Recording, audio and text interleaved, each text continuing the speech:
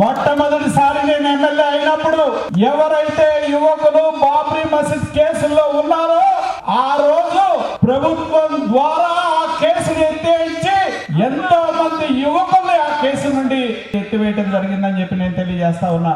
అదే రాజకీయ నాయకుడిని అయితే కేసులు తీయకుండా స్టేషన్ చుట్టూ తిప్పుతూ నా చుట్టూ తిప్పుకునే పరిస్థితి చేసేవాడిని. కానీ నేను రాజకీయ నాయకుడిని కాదు, ప్రజల కోసం పనిచేసే వ్యక్తిని, నా తండ్రి ఆశయాలకు వారసుని చెప్పి నేను తెలియజేస్తా ఉన్నా. ధూళిపాల నరేంద్ర కుమార్ 25 సంవత్సరాలు అయింది ఈ నియోజకవర్గానికి ఏం చేశాడు? ఫస్ట్ ప్రశ్న, మీరు ఈ పట్టణంలో ఇటుకంపాడు రోడ్డు దగ్గర నుంచి ప్రధానమైన రోడ్లు తీసుకున్న అవన్నీ మనమే వేసాం. అదే విధంగా ఈ నియోజకవర్గంలో ప్రభుత్వం ద్వారా షాదీఖానా నిర్మాణం చేశాం.